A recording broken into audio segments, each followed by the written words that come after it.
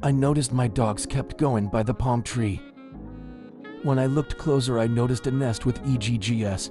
We have a bird that's always in our yard. The next day, the EGGS hatched. My youngest dog was walking back and forth by the tree.